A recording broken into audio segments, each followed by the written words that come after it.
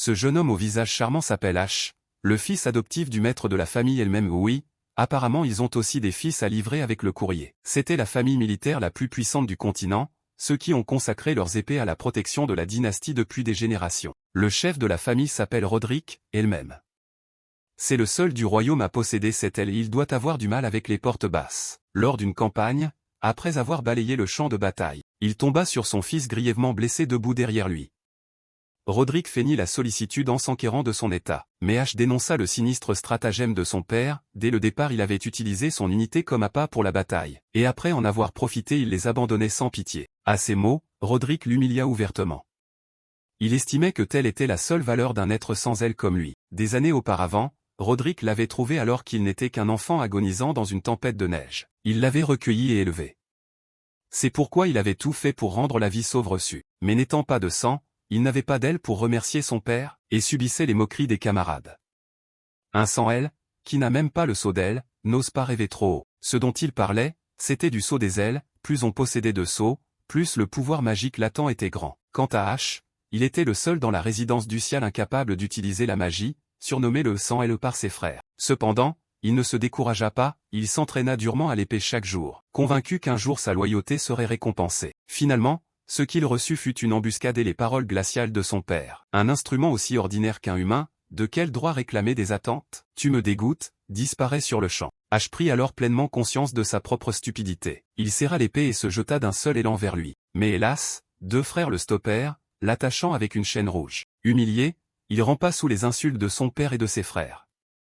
Déçu, il demanda, si c'est pour finalement me jeter, pourquoi m'avoir sauvé au départ? C'est à partir de cette question qu'H apprit le secret stupéfiant. Il se trouve que dès le départ le pouvoir des 7 ailes était en lui. Après avoir dévoilé la vérité, Roderick tourna le dos, froid comme le sang, laissant H faible, étendu sur la neige, aux mains de ses deux frères pour l'éliminer. À l'instant où la mort le frôlait, il ressentit soudain quelque chose d'étrange. Il sentit confusément son corps enveloppé d'une chaleur. H ouvrit lentement les yeux et se vit dans le corps d'un nourrisson, blotti dans les bras d'une femme. Soudain, H entendit des soldats crier qu'ils fouillaient à la recherche. À tout prix, devait retrouver cette femme et ramener le nourrisson au seigneur Roderick. En entendant le nom Roderick, il se rappela vaguement avoir été recueilli pendant une nuit de neige. Comprenant qu'il était retourné au jour où Roderick l'avait trouvé dans la tempête, H se débattit alors de toutes ses forces pour échapper aux bras de la femme. Il se promit de se sauver pour survivre et de ne surtout pas tomber entre les mains du clan ducal. Malgré que ses bras et ses jambes brûlent comme en flammes, il continue de ramper dans l'épais rideau de neige. Après avoir rampé sur une certaine distance, H s'effondra,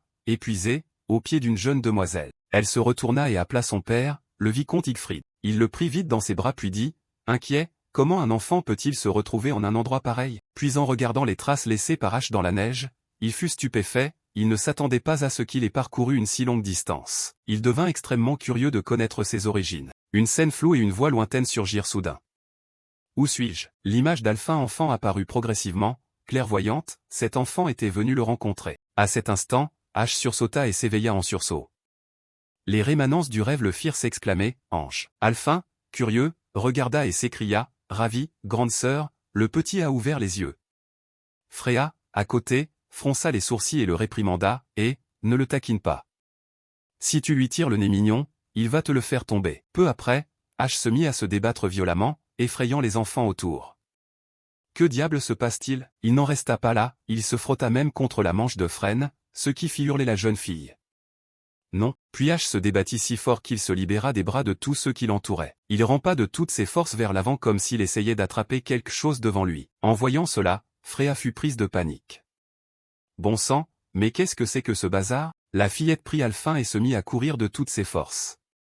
En se retournant et voyant le chaos derrière lui, H ne comprit pas pourquoi il le pourchassait. Bientôt il grimaça et, serrant les dents, concentra toute sa magie pour se projeter en avant. Ses pupilles s'illuminèrent d'une façon étrange. Peu après, le petit corps d'H fut soudain soulevé par une énergie mystérieuse. Je vole. C'est de la magie. Alors H tenta de se retourner pour tenter de reprendre la situation en main. Mais cette force mystérieuse disparut, et son corps se précipita vers le bas sans frein. Je perds le contrôle, je tombe. Par réflexe, H ferma les yeux, terrorisé, incapable d'affronter la chute. À ce moment, un homme apparut et le rattrapa. Maintenant tu commences à tomber du ciel aussi, c'est vraiment un enfant étrange. H ouvrit de grands yeux et en se retournant reconnut que l'homme était. Il resta bouche bée, surpris, car l'homme en face de lui était le vicomte Igfrid, frère du duc Roderick. Dès qu'il comprit, la voix intérieure d'Ash murmura qu'il s'agissait d'une branche différente de la famille elle-même. Un fragment de mémoire enfoui ressurgit, Hilfrid, seigneur de la branche vicomtale secondaire de la maison elle-même. Il avait naguère combattu aux côtés de son frère Roderick, étant l'un des deux piliers dignes de confiance chargés de la protection de la dynastie. Mais le vicomte que je connaissais était mort durant la guerre civile, avec l'anéantissement de toute sa lignée. Maintenant j'en suis sûr. En reconstituant les événements, Ash réalisa avec stupeur qu'il était vraiment retourné dans le passé. Ash soupira, impuissant, j'ai essayé d'échapper à la maison ducale, et voilà que je me fais ramasser par le frère du duc. Plus tard, Ash se retrouva confortablement blotti dans les bras d'une femme. Elle le regarda, inquiète, la magie de l'enfant s'est emballée et l'a fait s'envoler. On dirait bien, je savais qu'il n'était pas un bébé ordinaire. Puis un coin de sa bouche se releva en un sourire amical. La femme serra Ash contre elle et le réconforta, tu as dû avoir si peur, maintenant tu es en sécurité. À ces mots, il resta bouche bée, sans comprendre. Hilfrid, à côté, leva involontairement les yeux et sourit. Il posa doucement la main sur Ash et dit à voix basse, cet enfant porte en lui une force inimaginable. Hilfrid releva sa tunique pour révéler le motif dans son dos et déclara que cette marque en était la preuve. La femme fronça les sourcils, stupéfaite en voyant la marque, c'était le sceau des 7 ailes. Ash lui-même fut surpris en voyant la marque. Pourquoi cela apparaît-il sur mon corps? À peine eut-il parlé que ses pupilles se dilatèrent comme si un souvenir refaisait surface. Il se rappela la phrase de Roderick dans sa vie précédente, « Ce dont nous avons besoin, c'est de la puissance des 7 ailes en toi. » À la réalisation, il fut momentanément stupéfait. Je vois. Ash se remémora la scène de cette nuit de tempête de neige. Roderick, pour atteindre son but, avait soulevé Ash et l'avait emporté. En repensant à tout cela, il serra le poing, furieux, il m'a sauvé seulement pour s'emparer des 7 ailes. Pas d'ailes, vraiment? Il arrache les ailes des autres de ses propres mains. Et il ose encore parler ainsi. La femme le serra soudain contre elle, inquiète. Alors, elle regarda le visage de Hilfrid et demanda avec prudence, « Que devons-nous faire de cet enfant ?» Une intuition monta en lui, ce n'est pas bon. Ses petites mains se refermèrent. Je ne peux pas laisser ce pouvoir tomber entre les mains de la maison elle-même.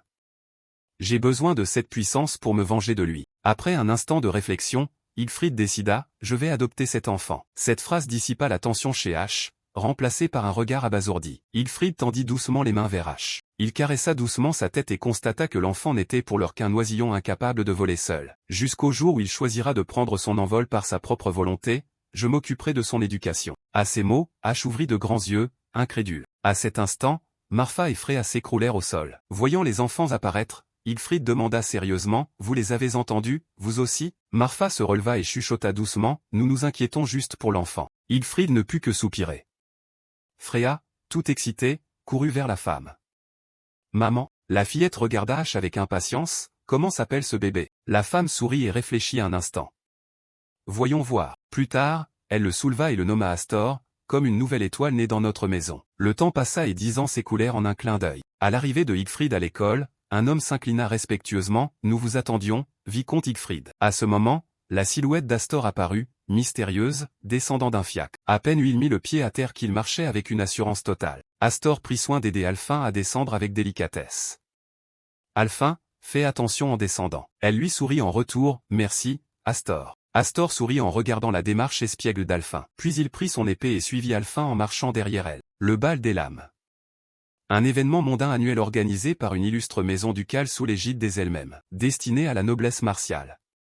En apparence lieu de renforcement des alliances familiales, c'est surtout une scène où chaque maison exhibe ses jeunes épéistes prometteurs. En un rien de temps, ils arrivèrent derrière Hilfrid, ceux qui portent l'honneur de la lignée. Et ainsi Hilfrid ouvrait la marche, Astor et Alphin le suivant, imposant. Autour, les chuchotements des élèves s'élevaient, voilà le vicomte qui arrive. Encore là pour faire le spectacle? On dit qu'ils n'ont pas d'héritier, alors ils ont adopté un gamin inconnu. Jusqu'à quand vont-ils traîner le nom elle-même dans la boue? Astor traversa la foule impassible, stupéfiant tout le monde. Alors c'est donc lui, ce gars-là? Alphin, voyant qu'il semblait y prêter attention, le pressa, ne t'en mêle pas. Elle serra sa main en le pressant, ici, la moindre faiblesse et tu te fais écraser. Astor marcha, impassible, à côté du bras tremblant d'Alphin. Hilfrid lui murmura gravement, voilà la position actuelle de notre vicomté. Après un instant, il se tourna vers lui avec confiance, « Je veux que tu vois cela de tes propres yeux. » Il observa le visage froid comme la glace d'Astor et demanda, « Es-tu déçu ?» Un léger rictus apparut au coin de sa bouche, sa réponse ferme, « Non, père, ce froid me va très bien. » Hilfrid, fier, éclata de rire. « Très bien alors, dans ma vie précédente, marquée comme la honte des elles-mêmes, j'ai fait la pire entrée possible dans le grand monde. Un lieu chargé de souvenirs amers.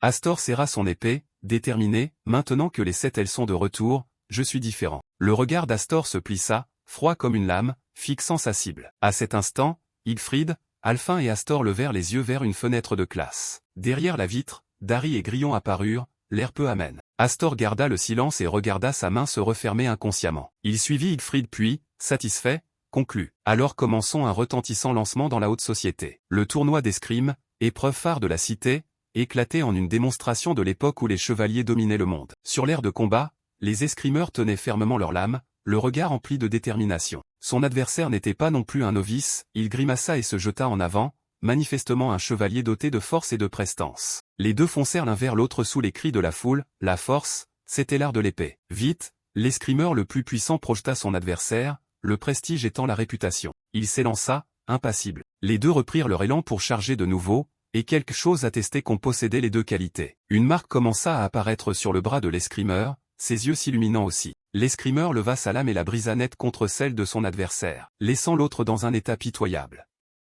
Finalement, il brandit son épée sous l'admiration générale. Le symbole suprême était le sceau des ailes. Le vainqueur était celui dont le sceau des ailes se montrait sur le corps.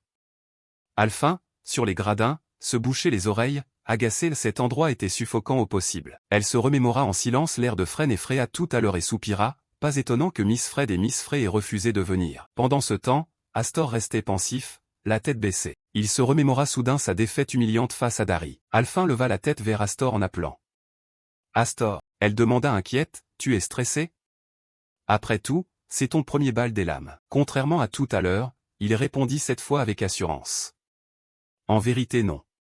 Pensa-t-il en lui-même, si quelque chose se manifeste, c'est juste un sentiment de déjà-vu. Alphin regarda Astor, perplexe. Au même moment, Igfrid s'avança et dit, je sors un instant pour assister à un cours, surveille Alphin pour moi. À ces mots elle parut un peu mécontente.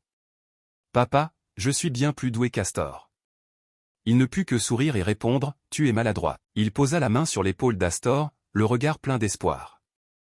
Il y a ici beaucoup d'enfants de ton âge, profitant pour te faire des relations. Puis il changea d'expression et murmura, et surtout, fais en sorte que personne ne découvre l'histoire des 7 ailes. Il regarda la silhouette de Igfrid s'éloigner, hésitant. Papa dit ça, mais, il remarqua que tous les regards, chargés d'hostilité, étaient braqués sur lui. Astor poussa un soupir las, dans une atmosphère aussi ouvertement antagoniste, comment établir des liens? Soudain, il réalisa quelque chose. Alphin fut surprise de le voir partir précipitamment. Astor, où vas-tu? Sans se retourner il répondit simplement, allez me faire des amis. Astor se dirigea droit vers Dari et sa bande d'amis. Dari afficha un air méprisant.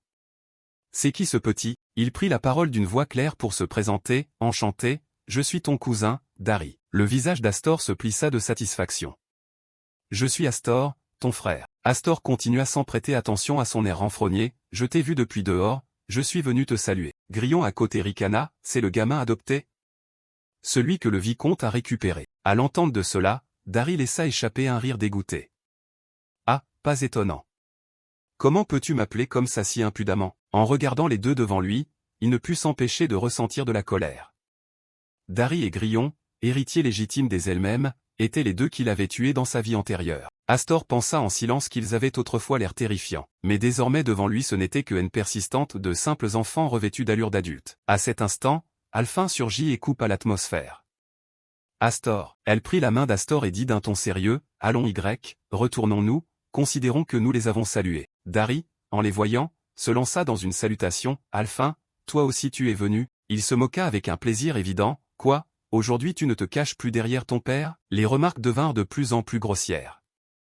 Allez, viens faire le spectacle pour nous. C'est un ordre de la maison principale. Tu sais de quoi je parle, non? Alphin rétorqua d'un regard furieux, non, merci. La maison principale et la branche cadette n'ont jamais été une relation de maître à serviteur. En se faisant entraîner, Astor appela précipitamment, sœur. À peine eut-il fini sa phrase qu'il sentit ses mains trembler, tu n'as même pas fini de parler. Rien qu'à y penser, il en fut abattu. Dari, tout en arrogance, cria alors, mais vous savez quoi? Il lança une médisance, son père est chevalier, mais il n'a pas su protéger le roi. Et, pour en répondre, son propre frère lui a carrément tranché le bras. Alphin resta un instant pétrifié à ces mots, mais Dari ne s'arrêta pas, Dieu soit loué, heureusement que je n'ai pas ce sang de perdant. Elle s'offusqua et cria, retirant son propos. Avant même qu'Alphin ait pu finir, Dari lui cracha au visage d'un trait. « Si tu oses insulter mon père, je ne te laisserai pas passer. » Il fit une moue méprisante, ils n'ont eu que des fils inutiles, même le vicomte n'a pas d'héritier mâle. Ton père doit être tellement déçu, non? Puis, l'air rusé, il la pointa du doigt. Ce n'est pas un garde du corps. La prochaine fois pense à porter quelque chose qui ne craint pas d'être trempé, ou alors mets n'importe quelle guenille. Alphin, en entendant cela, se contenta de serrer sa robe, la gorge serrée. Astor resta figé et songea, en chemin j'étais pourtant inquiet. Il passa en revue les visages un à un. Je pensais que, en les revoyant, je ne serais plus en colère. Sur cette pensée, Astor prit la bouteille d'alcool qui traînait parmi eux, s'approcha d'Alphin et posa la main sur son épaule. Mais heureusement, il ne tarda pas à lancer la bouteille en direction de Dari. Et Dari, lui dit-il en saisissant la bouteille, un peu méfiant. Astor fit aussitôt un coup d'épée et fendra la bouteille en deux. Toujours le même salaud qu'avant. Le vin éclaboussa Dari, qui resta interdit. Un grillon, à côté, sembla inquiet. Lui, tandis qu'Astor se contentait de lécher doucement la tache sur sa lame, ce n'était que du jus de raisin, voyons. Puis, avec le même regard méprisant qu'auparavant, il dit, « Ça te va si bien, parasitaire noble comme toi. » Retour en arrière de 3 ans, des cris perçants retentirent, le retenant. Astor, Hilfrid lança un avertissement, « Tu veux tuer tes sœurs ? Reste où tu es. » D'un ton sévère il ordonna, « Reprends-toi. » En voyant cela, Hilfrid fut un instant déconcerté. Alors c'est ça, laissait-elle. Je n'aurais jamais imaginé qu'elle renferme une telle puissance dangereuse. Il se demanda intérieurement si un tel pouvoir pouvait vraiment être contrôlé. Lui-même en fut troublé et rempli de doutes. Car moi et toi, Astor, en ce moment, un homme de main courut dans la pièce pour annoncer. Vicomte, urgence. Les présents, surpris par la situation, froncèrent les sourcils, que se passe-t-il? Nous sommes en pleine négociation. Le ton du messager tremblait. Après un moment, il osa enfin annoncer, le seigneur de la maison principale et celui de la branche cadette des elles-mêmes, leurs fils en viennent aux mains. À ces mots, Hilfrid plissa le nez. Quoi? Roderick, lui, laissa paraître un regard profond et impénétrable. À l'annonce, il se leva aussitôt et partit sans hésiter. Au même instant, Alphin arriva en trombe. Le vicomte parut un peu interloqué. Alphin, que se passe-t-il? La voix d'un duc s'écria, tout excité, regardez, là-bas. Il avait l'air fort satisfait. Une fratricide au sein des elles-mêmes n'est pas un spectacle courant. Son regard trahissait un certain jugement, quelle que soit l'issue de ce duel. Tous dans la pièce se sentirent aussitôt pris d'une curiosité vorace. Un coin de la bouche du duc se releva, ce bal des lames pourrait bien tourner au désastre. Dans l'enceinte, Dari brandit son épée avec éclat, osait provoquer la maison du duc, quel imbécile, juste un bâtard élevé dans la rue, qui ne comprend même pas l'écart de puissance. Les spectateurs devinrent hystériques, voilà l'insigne à 4 ailes, c'est bien l'héritier de la maison du duc, un tout autre niveau. Son visage trahissait sa satisfaction. Allez, montre-moi ton insigne à elle. Il n'arrêtait pas de l'attaquer ou de le provoquer, ou bien es-tu trop honteux pour le brandir après avoir vu le mien? Malgré tout, Astor garda un calme étrange, exhibant un motif plutôt banal. Avec dédain, il pensa que je ne ferais vraiment pas cette honte. Cette remarque mit Dari complètement en colère, pour ne pas l'énerver davantage. Astor proposa, si je gagne, tu t'excuseras auprès de ses sœurs. D'accord? Le cousin accepta aussitôt avec entrain. D'accord, et si c'est moi qui gagne, tu seras mon chien. Le regard de Dari débordait de confiance en lui. Je te commanderai toute ta vie. Son attaque, très rapide, fut arrêtée par Astor, mais la force était si grande qu'il fut repoussé en arrière, soulevant un nuage de poussière. Les mains d'Astor serrant l'épée se resserrèrent encore. Dari lança, arrogant, voilà la puissance de celui qui la porte. Sur ces mots, il chargea comme une tempête. À ce spectacle, Alphin ne put s'empêcher de s'inquiéter. Astor, le baron aux cheveux pointus jugea que la technique d'épée de Dari restait immature. Regardant la situation, même si la technique était médiocre, la quantité de mana écrasante de l'insigne à elle compensait tout. À la limite, si le mana d'une aile était comme une bougie, alors le mana scellé dans les 4 ailes était une explosion. Plus il combattait, plus l'élan de Dari montait. Où est passé cet entrain désormais? Il n'arrêtait pas de provoquer, n'avais-tu pas dit que tu me forcerais à t'excuser? Étaient-ce des paroles en l'air? Il hurla, montre-moi ta puissance. Observant d'en haut, le duc aux cheveux blonds parut surpris. Le combat est déjà fini, la pointe de l'épée d'Astor effleura. Il avait bloqué l'attaque puissante. Cela laissa Dari bouche bée. Quoi? Il répondit d'un ton glacial, tu parles trop. Sur ces mots, Astor força, et projeta son cousin en l'air. Son aura était désormais incroyablement dominante. Astor pensa en lui-même, pendant 10 ans j'ai appris à contrôler le mana chez le vicomte, tout ça pour attendre le bon moment et vous venger. Son regard scintilla d'une acuité tranchante. L'attaque suivante visa sans hésiter la tête de Dari, qui n'eut pas le temps de réagir. Pressé, il tomba à genoux sur le sol froid. Les personnes alentour restèrent ébahies. Lui, pourtant Dari reculait sous la pression, lui-même ne comprenait pas pourquoi. J'ai 4 ailes, moi. Astor resta muet, sans prononcer un seul mot. L'épée de Dari semblait sur le point de se fendre en deux. La quantité de mana diffusée était immense, et seulement maintenant la foule commença à s'agiter.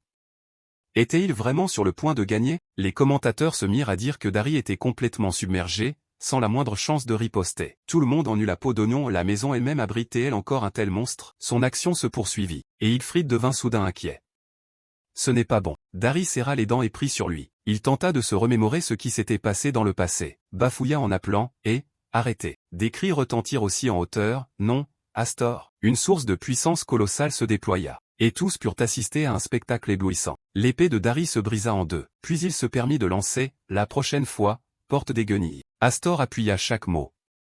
Quelque chose qui ne craint pas d'être trempé. Son cousin se rendit compte qu'il n'était plus l'Astor d'autrefois. Alphin le regarda et sourit, satisfaite.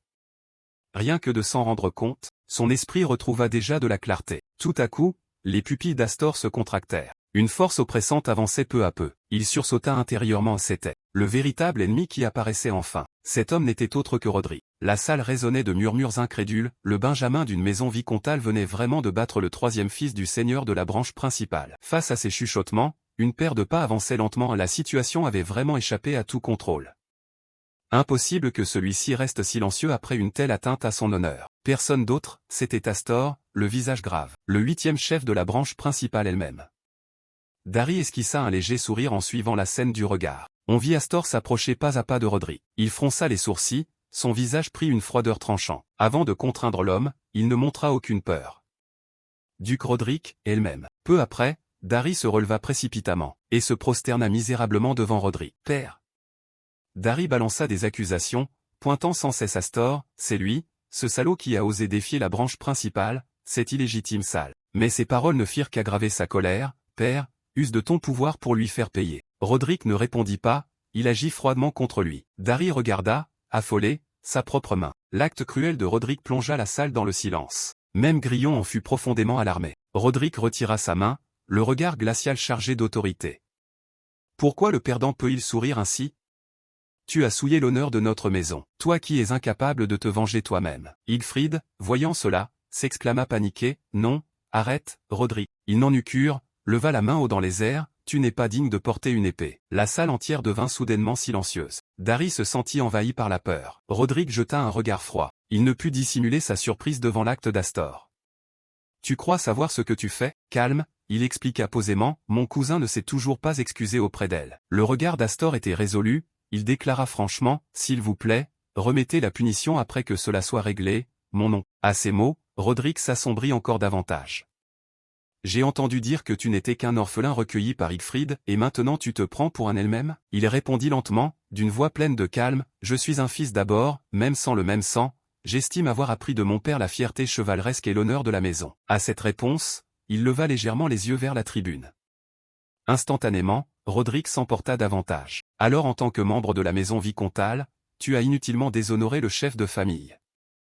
Le summum des 12 000 chevaliers, l'épée du roi et toute cette fierté. Les présents écoutèrent attentivement ces paroles, tu comprends bien que ceci n'est plus une querelle d'enfant. Même lui resta sonné par les paroles de Roderick. Tu devrais être celui qui le comprend le mieux, non? Il était là-haut, observant les deux avec attention. Roderick continua, ton père a perdu un bras pour expier son infidélité. La lame frôlait la nuque d'Astor, que comptes-tu offrir en sacrifice? Il répondit soudain avec un profond respect, mon oncle, dit-il d'une voix dure et inflexible. Ce n'est pas une rivalité fraternelle mais un duel légitime. J'ai seulement répondu par l'épée aux insultes proférées contre ma maison. Roderick fronça davantage les sourcils, ses yeux acérés fixèrent la scène. On vit Astor, sans aucune peur, répliquer franchement, celui qui ne peut se venger lui-même ne mérite pas l'épée. Tu as dit vrai, n'est-ce pas? Je n'ai aucune intention de perdre ne serait-ce qu'un doigt. Alphin, là-haut, trembla à l'écoute de ces mots. Il haussa un sourcil, l'œil pétillant d'intérêt. Le gamin a à peine 10 ans? Sans blague, pourtant Roderick conserva son air grave, immuable. Après un instant, il finit par céder, se tourna légèrement. Je comprends, mais Roderick se retourna brusquement. Alors prends ta garde. Astor se mit immédiatement en position, prêt à répondre. La lame balaya en un coup près de lui. Il ne fit pas signe de faiblesse, la force du coup projeta Astor en arrière. À la vue de cela, Alphin, choqué, se couvrit la bouche. Hilfrid, paniqué, cria aussitôt, « Monsieur, il est furieux !» Par-dessus tout paraît la lame visant Roderick. « Monsieur, il est furieux !» Par-dessus tout paraît la lame visant Roderick. Calme, il intercepta rapidement cette attaque. Hilfrid se posa au sol en toute sécurité. Inquiet, il accourut vers lui, « Astor, ça va !» Astor. Mais on ne vit là qu'une épée brisée. Hilfrid n'en croyait pas ses yeux. À la surprise générale, Astor tenait toujours debout. Malgré ses blessures, son regard restait déterminé. Roderick jeta un dernier regard glacial devant cette obstination. Sans un mot, il se détourna et partit. Roderick, le visage sombre, les mains serrées. À peine était-il parti qu'Astor perdit l'équilibre et chancela, s'effondrant. Hilfrid, inquiet, le rattrapa. Astor, difficilement, prit la parole, « J'ai tenu ma promesse, monseigneur, mes serments et tout le reste. » Il fronça les sourcils en regardant ce fils imprudent. « Tu as très bien agi. » Roderick monta lentement les marches, pas après pas. Il se tint là, attendant, ne put s'empêcher de le taquiner, un geste assez puéril. Roderick ne montra aucun signe de peur. Il analysa calmement, « Si l'on permet au gamin d'en dire autant, la branche principale perdra toute face, alors n'est-ce pas plus simple d'en finir ici ?» Même lui ne tarissait pas d'éloges sur Astor. Face au duc Roderick, il est resté ferme et a survécu. Ce gamin est vraiment un prodige. Il sourit en se frottant le menton, ravi du garçon, une entrée en société parfaite. L'homme à côté prit la parole, « Pourtant, je dois avouer que j'ai eu la peur de ma vie. Je croyais voir elle-même se déchirer en deux ici même. » Roderick regarda les deux, les yeux rouges, une ère de turbulence allait peu être commencée. Il prononça lentement, « Une tempête si violente qu'elle pourrait déchirer ce monde en 2 ou 3 morceaux. » Le lendemain matin, le ciel était d'un bleu pur, parsemé de nuages blancs et duveteux. Sur la scène, un homme bouche bée affichait une surprise évidente. Qu'un petit Astor puisse terrasser des soldats aguerris le laissait sans voix. Il était très étonné et esquissa un léger sourire, vraiment remarquable. Il s'exclama joyeusement, « Jeune maître Astor !» Les soldats derrière, témoins de la scène, s'exclamèrent, stupéfaits, « Quel talent, à peine 10 ans et déjà à ce niveau, c'est effrayant. » Enthousiastes, ils ajoutèrent que depuis le tournoi de l'épée, son entraînement avait redoublé, sans doute une grande motivation. Avec un air confiant, on lui souffla, « D'ailleurs, vous avez entendu ? Le jeune maître a vaincu le 3e fils du duc Roderick. » Ils en furent fort satisfaits, après tant d'années à être méprisés par la branche principale, c'était une vraie revanche. Pendant ce temps, de l'esprit au regard d'Astor transparaissait une soif de victoire. Au tournoi, il avait montré toute sa force et son élan. Chaque coup de son épée exprimait son ressentiment, au moins suffisant pour étouffer les moqueries.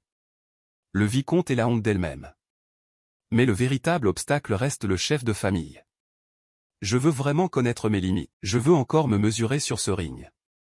Pourtant, son visage se fit résolu. Les sourcils se froncèrent légèrement, montrant une confiance claire.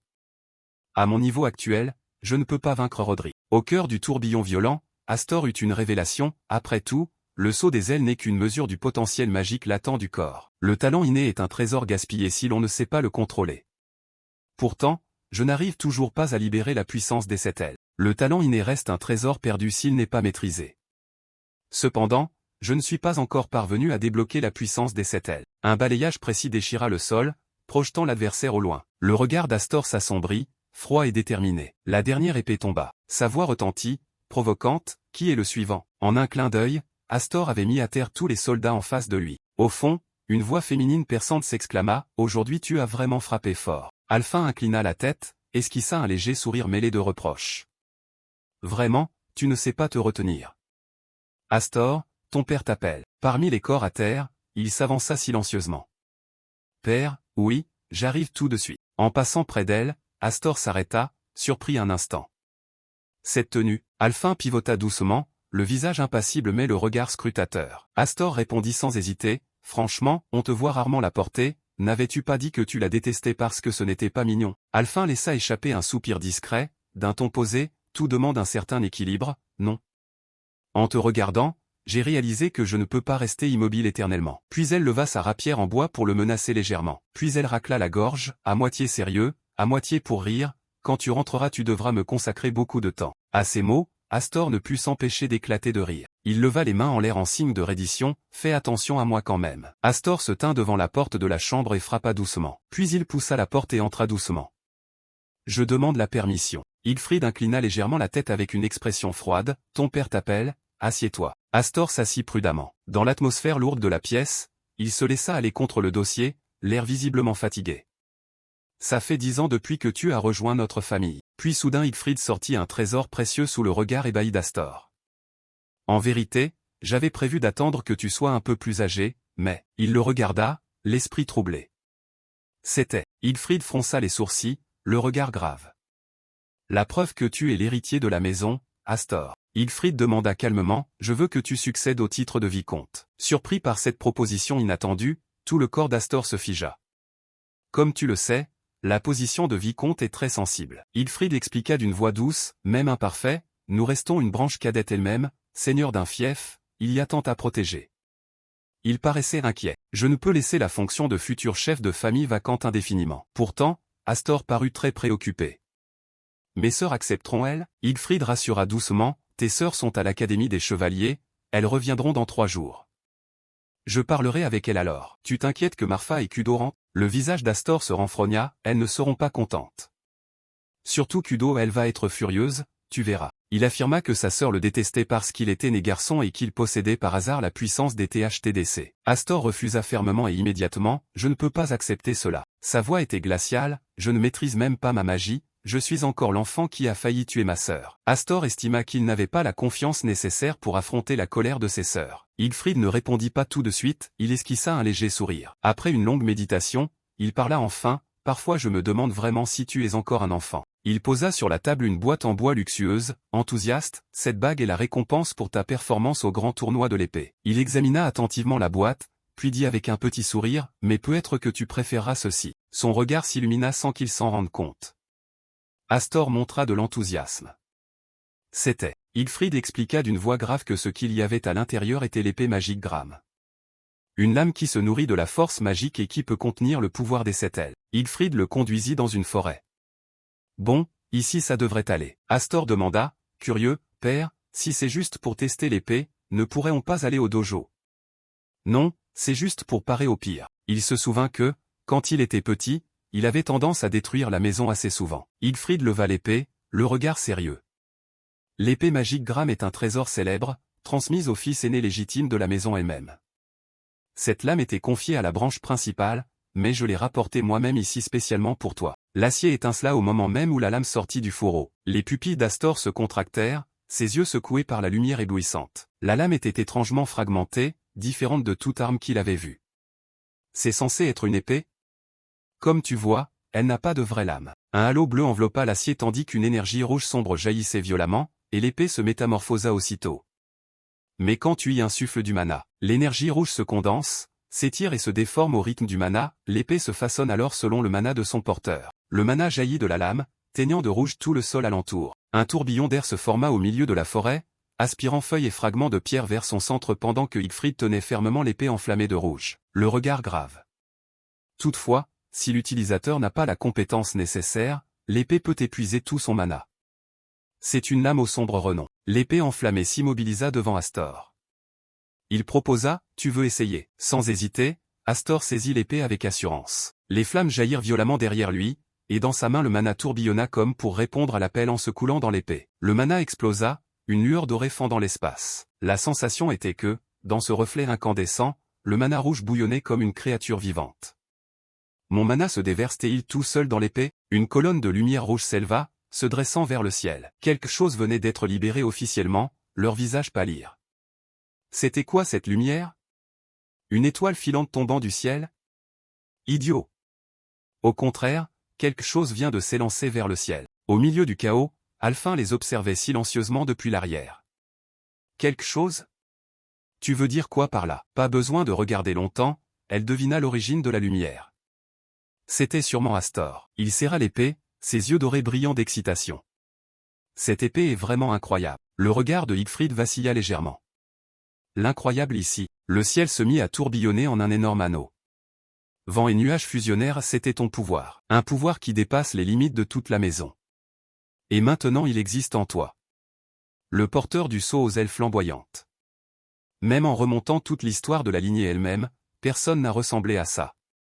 Un jour tu deviendras un épéiste qui me surpassera. Si tu domines entièrement ce pouvoir, un jour tu deviendras un épéiste qui me dépassera avec ses 6 paires d'ailes et surpassera Rodri. Dans son esprit surgit cette pensée, je le surpasserai. Sa main serra plus fort le pommeau, la lumière jaillit sur la lame, mais une puissance trop grande engendre toujours des conflits. Derrière lui, des ailes dorées faites de mana se déployèrent, éclatantes. Si le fait que tu possèdes les 7 ailes devait être révélé, plus ton pouvoir grandira, plus les risques et les ennemis se multiplieront. Il y aura des jaloux, des haineux et des conspirationnistes qui voudront t'exploiter pour leur propre fin.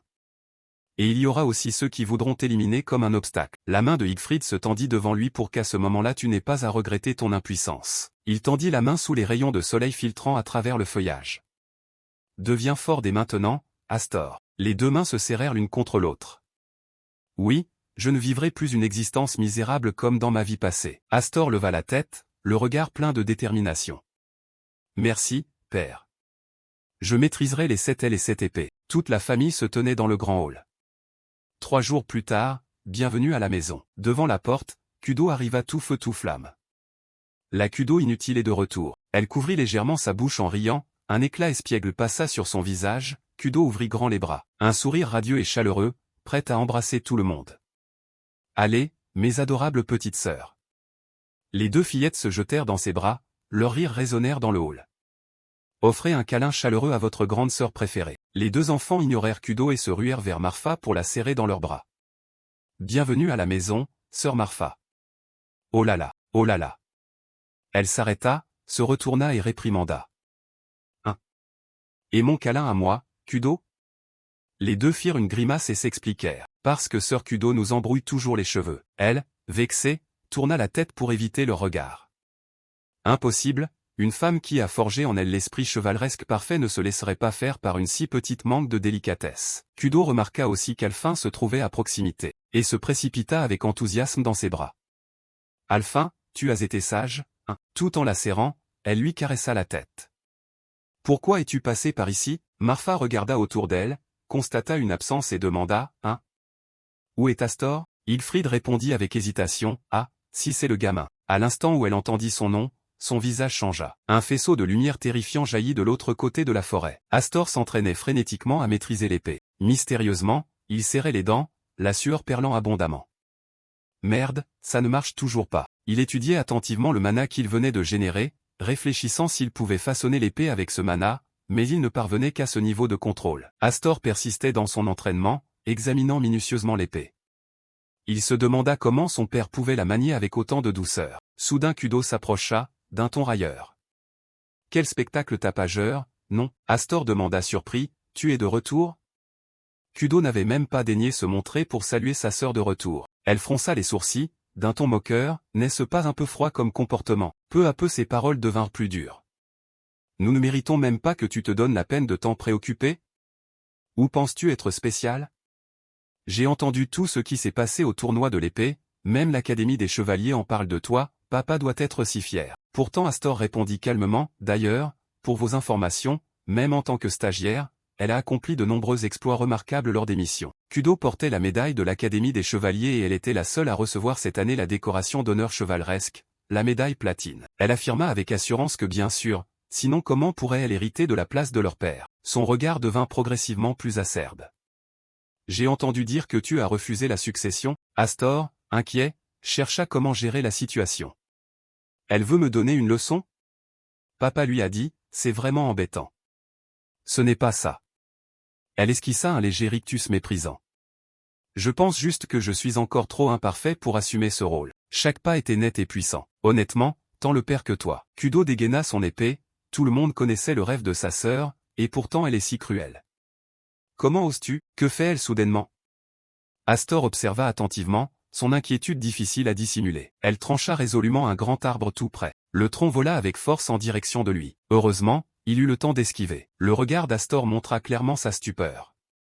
Que se passe-t-il soudainement? Kudo proposa froidement, voyons voir. Ça fait un moment.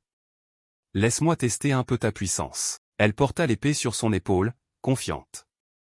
Le coup suivant, je fais sérieusement. Au contraire, Astor, inquiet, tenta de l'arrêter précipitamment. Attends, Kudo, cette épée n'est pas encore complète. Mais elle ne croyait pas qu'il pourrait sortir la même excuse face à un ennemi sur le champ de bataille. Astor éclata d'un grand rire. L'ennemi. Kudo fléchit le genou, les yeux pleins du désir de le terrasser. Un chevalier doit toujours se considérer au milieu du champ de bataille. Si tu te contentes d'être indulgent, je t'écraserai. Tu comprends? Il resta figé, inquiet. Ce n'est pas une plaisanterie. Il vit la jeune femme foncer vers lui, épée en main. J'ai dû fournir un effort énorme pour empêcher mon mana d'exploser maintenant. Son regard devint froid mais il n'avait pas d'autre choix. Sinon elle, vraiment. Il s'efforça d'absorber la force du coup.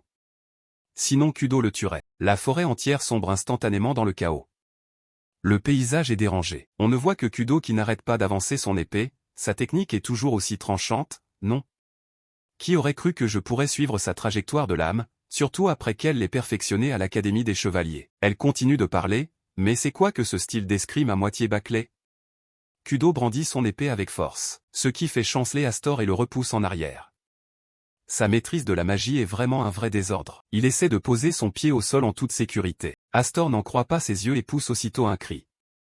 Kudo ne fait preuve d'aucune clémence. Il pense soudainement, dans ses souvenirs, qu'elle a toujours été ainsi, simplement parce qu'il est le seul garçon de la famille de comte à posséder le droit d'héritage. Astor se remémore les épisodes de son enfance. Et parce qu'elle est une existence particulière, détentrice d'un insigne et les supérieure à tous dans la lignée. Il se souvient aussi de la fois où Kudo le traquait, une sœur telle une tempête, trouvant toujours une excuse pour le traiter d'injuste et le provoquer. Mais tandis qu'Astor réfléchit encore, elle disparaît d'un coup, pour être franc, elle est mon talon d'Achille. Une voix retentit soudainement, le faisant sursauter.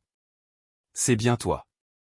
Astor. Kudo surgit soudainement d'en haut. Elle donne tout en balançant son épée, sa voix dure résonne, tu ne mérites pas de devenir le prochain chef de cette famille. De son côté, Marfa regarde calmement par la fenêtre. Père, est-ce prudent de les laisser comme ça? Elle s'inquiète, fixant son père. Dans le pire des cas, la dispute entre eux pourrait finir en cadavre, vous êtes conscient de cela, n'est-ce pas? Pourtant Siegfried ne semble pas inquiet. À sa manière, ils sont d'excellents rivaux l'un pour l'autre, bien que téméraires, cela ne mènera pas à une issue tragique. Marfa fronce légèrement les sourcils. J'espère que vous avez raison, père. Puis elle s'approche lentement et revient au sujet principal. Père, pourquoi nous avoir rappelé de l'Académie des Chevaliers? Ce n'est sûrement pas uniquement pour parler d'héritage. Siegfried prend doucement quelque chose sur son bureau. Effectivement, Marfa est vraiment stupéfaite, n'en croyant pas ses yeux. L'objet qu'il sort est une lettre, une convocation du clan elle-même. Apparemment les anciens au pouvoir du clan veulent voir leur petit-fils de leurs propres yeux. Elle baisse les yeux et se frotte le menton en réfléchissant, c'est effectivement un problème sérieux. Siegfried, le visage grave, jette un coup d'œil, dans le pire des cas, nous, dit lentement le pire scénario. Nous pourrions perdre Astor. De son côté, Astor tente de contre-attaquer. Arrête tes bêtises, j'ai refusé l'héritage. Tu as entendu aussi, non? Kudo. Cependant Kudo ne montre aucune pitié, et c'est ce qui énerve Marfa. Elle lance son épée vers Astor avec détermination, trop violemment. Songe-t-il en lui-même. C'est comme se battre contre un bœuf armé d'un marteau. Les mains d'Astor tournent soudainement avec agilité. Ce mouvement fait basculer Kudo vers l'avant. Il brandit fermement son épée en l'air et crie, « Tu veux bien m'écouter une seconde, s'il te plaît ?» Face à ses gestes, elle ne semble pas inquiète, « Tu fuis, c'est tout, non ?» Kudo brandit son épée calmement et sèchement, une force sauvage le fait vaciller. Il heurte l'arbre de plein d'eau. Quelle puissance monstrueuse est-ce que c'est? La lame ne cesse d'accumuler du mana d'elle-même, frappée à l'aveugle, c'est du 3e rang. Kudo juge calmement, contrôler le mana, c'est le 2e rang. Elle reste là et continue, ce n'est qu'en maîtrisant la voie de l'épée magique qu'on atteint le 1er rang. Son regard ne peut dissimuler son dédain. Quelle déception. Astor. Kudo explique lentement, la différence d'un signe et les reflète directement la quantité de mana que nous pouvons contenir. On dit qu'un échelon d'aile équivaut à tripler la puissance. Puis elle montre 2 doigts devant lui, en d'autres termes, en termes de puissance magique et d'endurance, T7 elle surpasse totalement mes 5 ailes de rang 2. La voix taquine de Kudo retentit, et pourtant tu évites de te mesurer directement à cette technique lâche que tu aimes utiliser. Elle esquisse un sourire malicieux. Ne peux-tu pas croire en ta propre puissance pour atteindre l'idéal martial? Kudo rappelle soudain l'incident d'avant. Ou bien as-tu peur de perdre à nouveau le contrôle, comme il y a 3 ans? À ce moment-là Astor réalise, stupéfait, peur? Moi? Peur de la puissance des 7 ailes? Il regarde l'épée dans sa main et repense à tout. Je n'ai jamais envisagé cela. Est-ce que je me suis inconsciemment limité moi-même? Un doute monte dans le cœur d'Astor. La lame est-elle instable parce que j'ai forcé à réprimer mon mana? Mais avant qu'il n'ait le temps d'y réfléchir, Kudo utilise du mana. Astor, tu as tout ce que sœur HNG désire. Elle serre sa lame. Si tu la laisses pourrir sans t'en rendre compte, j'ai aussi le droit d'être arrogante. Puis, sans hésiter, elle se jette en avant. Allez, rends tout cela à ta sœur, voyons. Astor ne se laisse pas faire et prend une garde. Deux flux de mana puissants entrent immédiatement en collision. Voyant cela, elle est paniquée et ne peut s'empêcher de crier, il repousse mon attaque à pleine puissance. Astor répond calmement et lentement, merci, grâce à toi je me suis réveillé. En le voyant foncer, Kudo pense intérieurement, il avance sans former la lame. Elle panique et tente de frapper en avant. Impossible, il est épuisé de mana après sa précédente attaque. À ce moment, Astor pense, la source de mana infini se cache dans les 7 ailes. Il calcule silencieusement le prochain mouvement, il ne peut pas le contrôler entièrement pour l'instant. Mais seulement pendant cet instant. Elle ne maintient pas la forme de la lame et concentre tout le mana sur le moment de l'attaque. Kudo sourit soudain, alors tu as trouvé une idée. Idiot. Astor marmonne soudain quelque chose, cette seconde vie que j'ai par hasard obtenue. Une étrange marque de mana apparaît soudain derrière lui. Je ne la gaspillerai pas. Et cette puissance non plus. Astor se souvient des choses importantes pour lui. L'épée et la famille, tout cela, quoi que j'obtienne, ça donne l'impression d'être encore les mains vides. Ces mots la laissent interloquer. Une seconde vie, il concentre un flux de mana dense. C'est pourquoi Astor vise résolument la lame de Kudo. Il disparaît soudainement. Cela éveille les soupçons de Kudo. Ensuite elle balbutie, l'épée a disparu, ne sera plus retenue. C'est alors que Kudo remarque enfin quelque chose d'étrange. Elle sursauta soudain, ouvrant les yeux, pleine d'étonnement. Kudo resta bouche bée, parla lentement. C'est ma chambre, ici, une voix retentit à l'improviste. Enfin réveillée, donc, elle répondit aussitôt, Sœur Marfa, je me suis vraiment levé tard. Kudo se redressa soudain, puis, après réflexion, se demanda ce qui avait bien pu se passer lors du duel avec Astor. Pourtant, elle raconta joyeusement qu'Astor l'avait porté jusqu'ici, dit en tirant le rideau. Elle a dit s'être assoupie en plein combat, ajoutant que c'était sans doute la fatigue du voyage qu'il avait fait. Elle jeta un coup d'œil discret à l'épée. Non, pensa Kudo en son fort intérieur. Les papiers griffonnés trahissaient de nombreuses pensées. Au dernier instant, je pensais que j'avais été frappé par Astor. Elle ne put s'empêcher d'être émue par ce qui s'était passé. Mais en réalité, avant le choc, Astor avait neutralisé cette lame imprégnée de magie. Même Kudo elle-même le ressentait, il n'y avait que des résidus de cette magie qui avaient effleuré son corps. Avec du recul, il était impossible qu'Astor ait tué sa propre sœur. Elle ne put réprimer ses doutes. Mais, à ce moment précis, elle avait vraiment cru qu'on allait la tuer. Kudo esquissa soudain un sourire, c'était vraiment un frère insupportable jusqu'au bout, bien qu'il soit visiblement beaucoup plus petit qu'elle. Puis elle prit l'épée, Sœur Marfa, cette fois Astor retourne au combat. Kudo lança la couverture avec vigueur. Je n'accepte pas ce duel. Elle insista, cette fois dès le départ j'irai à fond. Marfa intervint soudain, si c'est Astor, il est déjà parti. Je le savais. Cette remarque la laissa complètement abasourdie. Elle expliqua calmement qu'il y avait une convocation officielle adressée nommément à Astor par la maison principale. Alors, à propos de ce qu'il s'est passé avec Père tout à l'heure, tu ne le sais pas? Le visage de Kudo refléta une grande perplexité. Elle s'écria, paniquée, je n'ai jamais entendu parler de ça. À ce moment-là, la voiture avançait à toute allure sur la route. Astor, impassible, regardait par la fenêtre. Hilfrid parla lentement pour donner des consignes, les gens que nous allons rencontrer désormais sont les anciens du clan qui assistent discrètement la maison elle-même, comme des ombres. Il continua en expliquant que les anciens propriétaires de la maison principale et des branches, ou les aînés sous la bannière d'elle-même, sont ceux qui conservent une influence énorme, même après s'être retirés du front, des maîtres dans l'ombre. Puis Hilfrid souffla, inquiet, ces anciens, depuis que je t'ai adopté, ne se sont jamais montrés intéressés une seule fois, et voilà qu'ils t'appellent justement maintenant. Toutefois, Astor se contenta de tourner la tête calmement, sans doute à cause de l'incident au festival d'escrime. Il raconta doucement ce qu'il savait.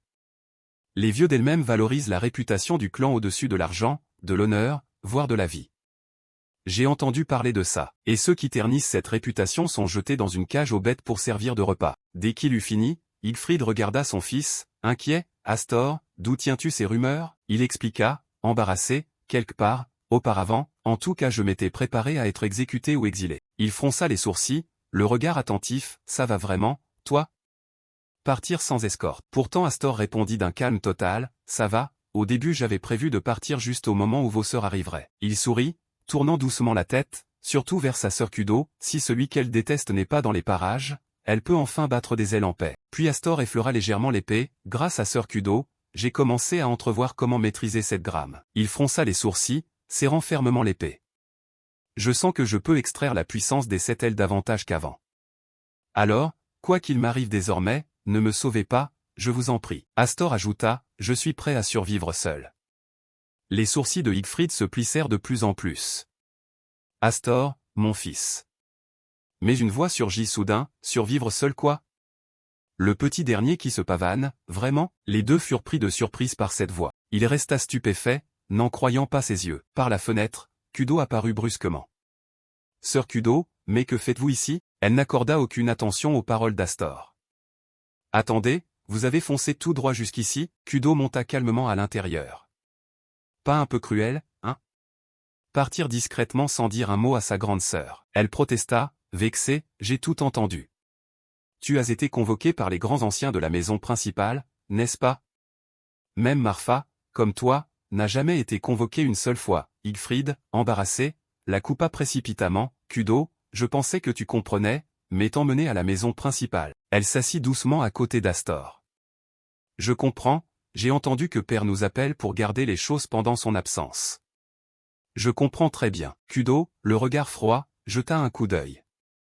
Mais cette convocation signifie qu'il se passe quelque chose, il faut être extrêmement prudent. Sa voix reprit, Marfa l'a déjà dit. Tu sais, Astor, il se peut que tu ne reviennes pas. À ces mots, Astor répondit doucement pour rassurer, tu exagères, je vais juste les rencontrer et discuter, mais revenir sain et sauf, c'est une autre histoire. Puis Kudo pointa soudain son doigt en plein visage de lui. Écoute, Astor, je te déteste beaucoup, tu sais. Chaque accusation frappait, l'une après l'autre, parce que tu es un homme, parce que tu as les 7 ailes, parce qu'on te traite toujours différemment. Elle continua, parce que tu es plus fort que moi, ta grande sœur, et parce que tu te comportes en adulte alors que tu n'es que le petit frère, tout ça. Astor regarda sa sœur, confus et plein d'incertitude.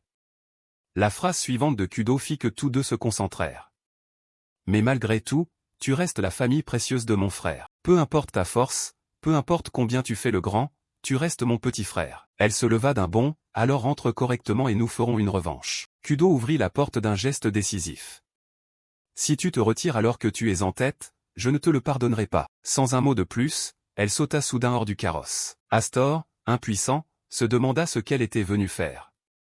Les yeux de Siegfried s'abaissèrent légèrement, le félicitant en silence, c'est une bonne adversaire, n'est-ce pas? Il pensa intérieurement, merci, sœur. Suivant sa silhouette qui s'éloignait, une détermination bouillonnait en lui, je reviendrai à coup sûr. À peine arrivé, une voix nette retentit, heureux de votre retour, Seigneur Siegfried. Le soldat répondit froidement, le grand ancien vous attend à l'intérieur. Siegfried refusa catégoriquement. Pas besoin d'un guide, je connais le chemin, malgré tout, l'homme répondit impassible, je crains que non, monsieur.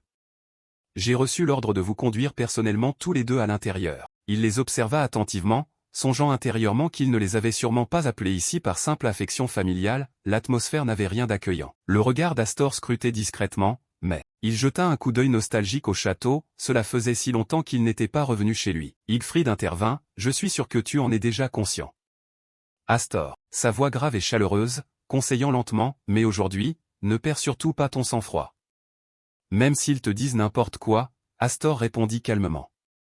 Tout dépendra aussi de leur attitude. Siegfried, impuissant, ferma les yeux. C'est justement pour ça que je disais qu'ils sont un problème. Il continua à radoter. Écoute, les gens que nous allons rencontrer sont à ce moment-là, le regard d'Astor glissa sur la cour d'entraînement. Il n'y avait aucune trace de Dari. Avec la main dominante écrasée, il aura du mal à reprendre du service de sitôt. La voix de Siegfried le tira de ses pensées.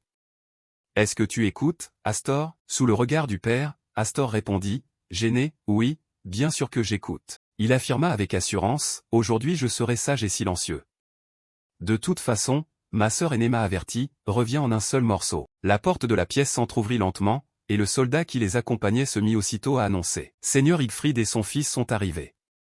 Une voix peu amène retentit. Enfin vous voilà, ça fait plus de 10 ans, n'est-ce pas? Le vieil homme ajouta, toujours parlant, alors, mon petit-fils Siegfried. Siegfried s'agenouilla immédiatement et répondit avec respect, cela fait longtemps, maître Lu. Il se corrigea, non, c'est plutôt arrière-grand-père, n'est-ce pas? Astor jeta un coup d'œil discret à l'homme en face de lui, c'était le monstre tapi dans l'ombre de la maison elle-même. Il songea en silence, le 6e chef de la lignée zénith, elle-même. Astor balaya du regard les autres et supposa qu'ils étaient tous des figures influentes au service de la maison elle-même. Il regarda chacun à son aise, reconnaissant quelques visages du festival d'escrime, mais un nom lui traversa soudain l'esprit, Roderick n'est pas là. Comme s'il avait tout deviné, Zénith prit la parole, il n'est pas ici, gamin. Il expliqua lentement que celui-ci est capitaine des chevaliers à la cour royale. Zénith, appuyé sur sa canne, continua doucement, il n'a pas le temps de s'occuper de ces broutilles.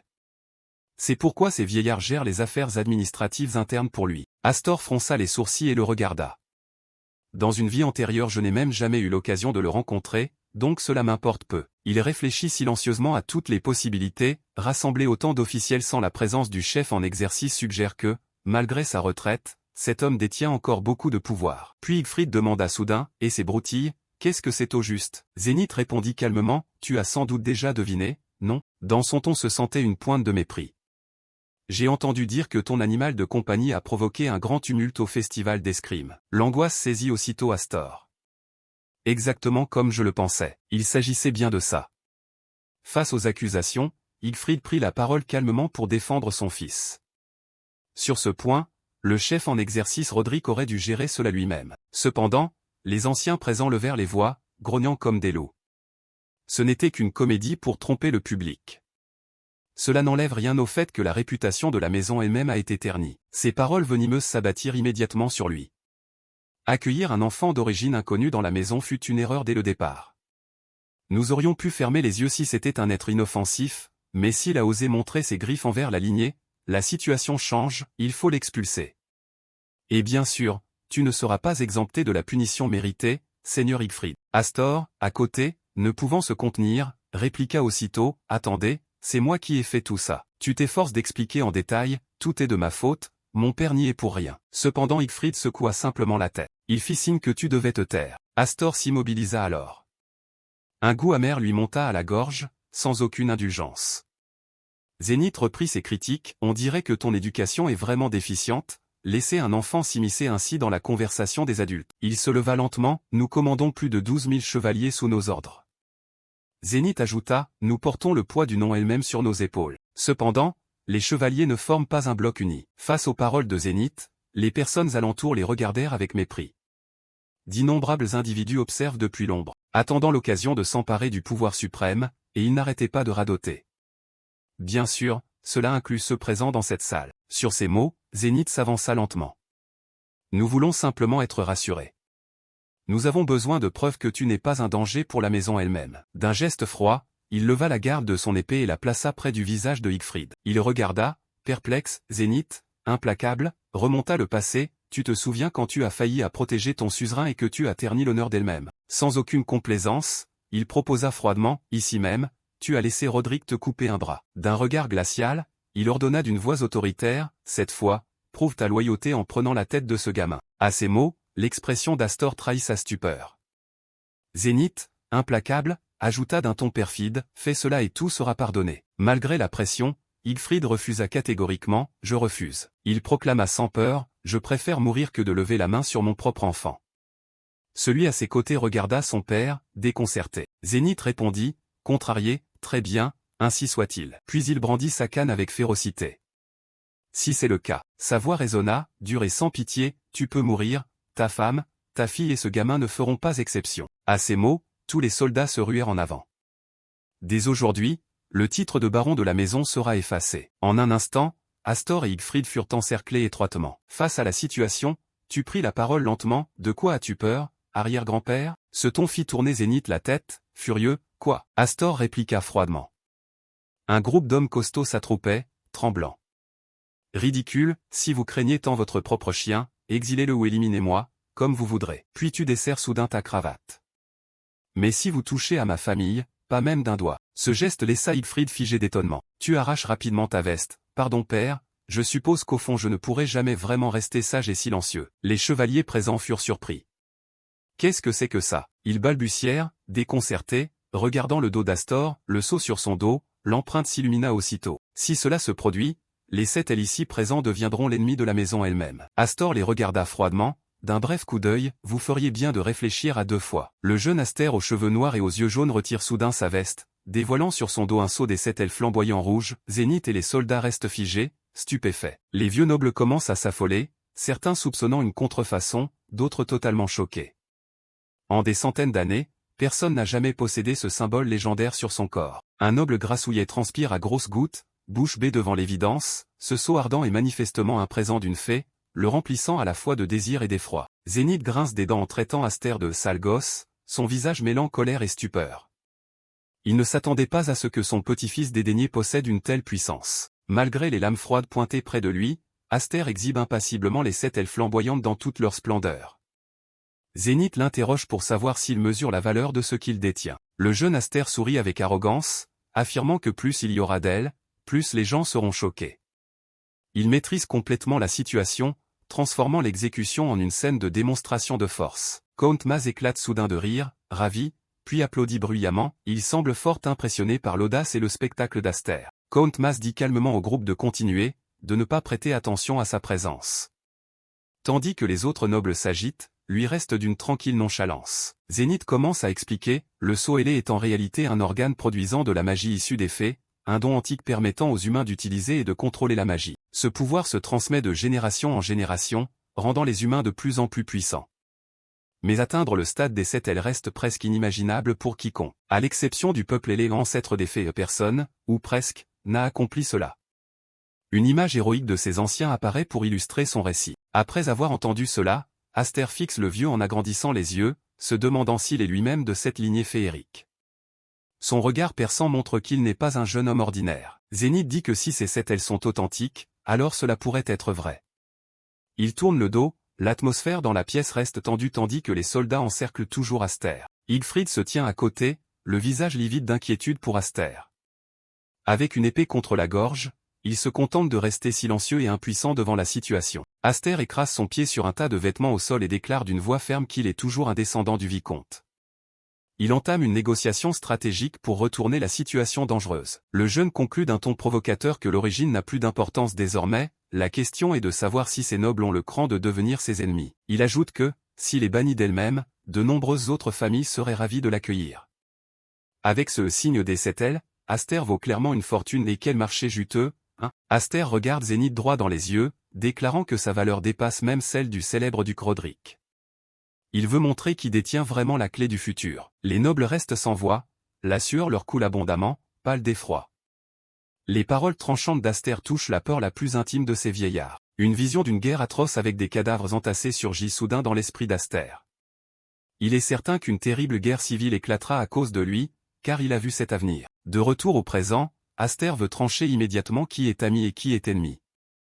Il est prêt à tout risquer pour trouver une voie de survie pour lui et sa famille. Zénith ricane avec mépris, demandant à Aster s'il croit vraiment valoir autant. Ce vieil entêté ne se laissera pas facilement mener par ce gamin, qu'il le sache. Il affirme qu'il n'y a aucune preuve que ces 7 ailes soient authentiques. C'est clairement un prétexte pour forcer Aster à prouver sa valeur par une épreuve mortelle. Aster esquisse un sourire en coin et réplique que s'il ne croit pas, qu'il le tue tout de suite pour en finir. Cette attitude désinvolte commence à intimider Zénith lui-même. Il affirme que si Zénith ose s'y risquer, le conseil payera un prix très lourd. Zénith écarquille les yeux, l'atmosphère est électrique alors que la négociation touche à sa fin. Aster pense en lui-même qu'il serait facile de le tuer maintenant, mais elle-même osera-t-elle tout risquer? Il se demande si Zénith à la barbe blanche mordra à l'hameçon et changera de décision. Les doigts fins de Count Maz bougent légèrement comme s'il tirait des ficelles invisibles. Ce type semble avoir préparé un plan fort divertissant. Count Maz s'avance lentement, un sourire en coin, disant que cette discussion tourne en rond sans mener nulle part. Les nobles derrière lui sont pâles de peur, comme si le sang leur manquait. Avec ses yeux bleus vifs, Count Maz propose que le grand aîné impose une épreuve à Aster. Son sourire rusé trahit une intention loin d'être innocente. Les gros nobles paniquent et demandent à Count Maz ce qu'il manigance. Lui répond tranquillement, n'est-ce pas ce que tout le monde veut, voir la vraie puissance des 7 ailes? Un regard calculateur traverse les yeux de Count Maz. Il affirme qu'après la démonstration, il ne sera jamais trop tard pour décider du sort d'Aster. La salle sombre quand Aster se tient au milieu des lames, exhibant le sceau rouge ardent sur son dos. Count Maz est convaincu qu'une grande maison martiale doit avoir une épreuve appropriée. On chuchote en entendant le nom de Count Maz, se demandant quelle manigance il ourdit. Il garde son sourire énigmatique, faisant comprendre à Aster qu'il est un allié. Aster fixe Zénith à la barbe blanche, confirmant en silence que Count Maz est un allié de poids. L'épée est toujours contre sa gorge, mais son port reste étonnamment serein. Zénith ricane puis ordonne à Aster de le suivre. Le vieil homme à la barbe blanche s'appuie sur sa canne et s'en va, décidé à donner à son petit-fils indocile une leçon mémorable. En marchant, il marmonne que c'est le devoir d'un grand-père d'éduquer un petit-fils qui ne sait pas se tenir. Aster suit d'un pas tranquille, sous la surveillance des soldats. Aster pose la main sur les barres de fer froide et regarde dans l'obscurité profonde devant lui. Il pense que c'est l'endroit de l'épreuve, un espace sombre, chargé d'une odeur de danger. Vu d'en haut, une énorme cage de fer apparaît au milieu de la prison lugubre. Ce refuge d'urgence est désormais transformé en arène mortelle pour Aster. Le visage de Zénith devient terrifiant, ses yeux rougeoyants. Il déclare que l'épreuve consiste à vaincre la bête spectrale enfermée au plus profond de cette prison. Hilfrid se tient aux côtés d'Aster, le visage contracté, le blâmant de ne pas cacher sa puissance. Ce tonton à la barbe en pointe est affolé de voir Aster envoyé au-devant de la mort. Aster ouvre la porte de fer avec nonchalance, disant qu'un signe aussi visible que les 7 ailes ne peut rester caché éternellement. Pour lui, c'est l'occasion parfaite de prouver sa valeur. Hilfrid regarde Aster avec gravité et le prévient de ne surtout pas baisser sa garde. Inquiet, il sait pourtant qu'il n'y a plus de retour possible maintenant. Aster sourit confiant, saisit la chaîne et se jette dans l'abîme sombre. Il fait ses adieux d'un air détaché, prêt à livrer combat à la bête spectrale. Les yeux jaunes flamboyants d'Aster brillent dans l'obscurité, révélant la concentration d'un prédateur. Il est prêt à affronter tout ce qui l'attend en bas. Là-haut, Count Maz observe toujours avec un sourire en coin rempli de sous-entendus. Cet homme aux cheveux argentés semble se réjouir d'assister au grand spectacle des 7 ailes. Les pieds d'Aster touchent l'eau glacée au fond de la sombre prison. Comme prévu, l'endroit est plongé dans l'obscurité totale, créant une atmosphère oppressante et menaçante. Mais avec ses yeux jaunes perçants, Aster pense que cette obscurité ne lui fait ni chaud ni froid. Il peut voir à travers tout comme s'il était en plein jour. Soudain, une paire d'yeux rouges jaillit de l'ombre, faisant sursauter Aster. La bête spectrale est apparue, et sa présence est plus écrasante que ce qu'il imaginait. Vu du fond du puits, les gens là-haut ne sont plus que des points minuscules. Aster pense lui avoir laissé une chance de se racheter, mais visiblement cet effort n'a servi à rien. L'image d'un cadavre en lambeaux lui glace le sang. La créature n'a fait que hurler pitoyablement jusqu'à la fin, une mort ignoble dépourvue de tout honneur. La bête spectrale, au pelage d'un vert luisant et aux yeux rougeoyants, émerge lentement des ténèbres, sa présence dégage une pression mortelle terrifiante. Aster sort un petit couteau, ses yeux jaunes flamboyants emplis de détermination face à l'épreuve mortelle, il se promet en secret de ne décevoir personne, surtout pas lui-même. La bête spectrale hurle puis se précipite droit sur Aster, une aura meurtrière a coupé le souffle, le défi commence officiellement. Aster faisait face au gigantesque esprit bestial lion bleu. Il s'avère que la rumeur selon laquelle la famille elle-même gardait des monstres sous le manoir était vraie. Il en ressentait même un peu de pitié. Il serra la garde de son épée, pestant intérieurement contre cette famille pleine de monstres. La bête poussa un rugissement féroce et se précipita sur Aster. Mais il resta immobile à l'observer. Aster bougea aussi vite qu'un éclair, esquivant à la suite les coups foudroyants de la créature. Des entailles rouges déchiraient l'air. Au-dessus du cachot, les anciens collaient leurs yeux aux barreaux pour suivre le combat. Même Hilfrid ne pouvait s'empêcher de s'inquiéter. Aster rengaina son épée calmement.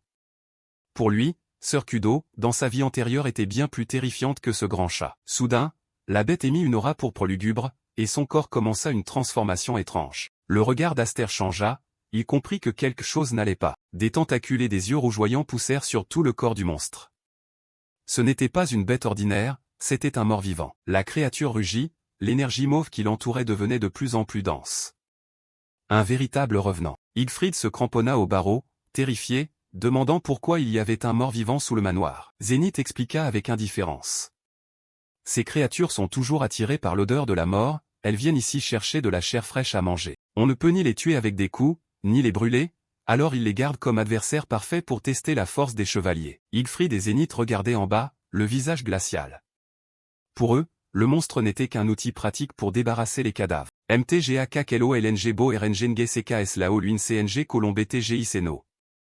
Omtai Zénith NH ABCHT Voish Sao. Dans le cachot, Aster faisait toujours face seul à la créature. Zénith répliqua que si Aster mourait, cela prouverait seulement qu'il était un fanfaron. Zénith ajouta froidement qu'un signe de cette aile sans puissance n'est même pas digne d'être un simple ornement. Zénith ajouta, avec une remarque crue, que si le gamin mourait, ils auraient toujours un moyen d'exploiter ce cadavre. Maz esquissa un sourire en coin, les yeux toujours rivés sur le combat en bas. Maz pensa en silence, après tant de paroles hautaines, Aster allait-il vraiment s'effondrer si facilement? La bête lança une attaque terrifiante, traçant des sillons de lumière rouge qui lacérèrent le sol de pierre. Aster dut reculer pour garder ses distances. Aster réalisa que ses entailles étaient totalement inefficaces. Peu importe combien il frappait, elles ne semblaient pas affectées. La régénération de ce mort-vivant était folle, bien au-delà de ce qu'il savait des revenants ordinaires. Il comprit que combattre un être déjà mort par des attaques ordinaires était vain. Selon les manuels, pour détruire complètement un mort-vivant il faut l'exposer au soleil ou utiliser une arme sacrée purificatrice. Sans l'un ni l'autre, la stratégie la plus sûre est d'éviter l'affrontement. Mais ici, Aster n'avait aucune retraite. Aster esquissa un sourire en coin. Si l'on se limitait aux tactiques basiques des livres, son insigne de cette aile serait bon pour la poubelle. Il attrapa son épée, les yeux étincelants de détermination. Il allait prouver sa valeur ici même. Aster décida d'écraser et d'anéantir ce monstre immortel par la force brute. Une onde magique rouge flamboyante éclata. La pression de la magie était si intense que le sol de pierre sous les pieds d'Aster se fissura. La poussière s'éleva en nuée. Le gros bonhomme sursauta, stupéfait par cette puissance magique colossale. Il reconnut la véritable force d'un détenteur des 7 ailes. Les autres étaient aussi désemparés, ne sachant pas ce qui se passait dans ce cachot sombre. Le monstre avait-il été terrassé? Zénith observa pensivement. Finalement, Aster avait sorti son atout. Au milieu des décombres et de la poussière, la silhouette d'Aster se tenait encore, tenant son épée courte. Zénith regarda en bas, glissa la langue contre ses dents et dit que quelle perte de pouvoir. Aster se précipita comme une tornade, sa vitesse ne laissant que des traînées lumineuses floues. La créature rugit de nouveau, brandissant ses tentacules violets vers Aster.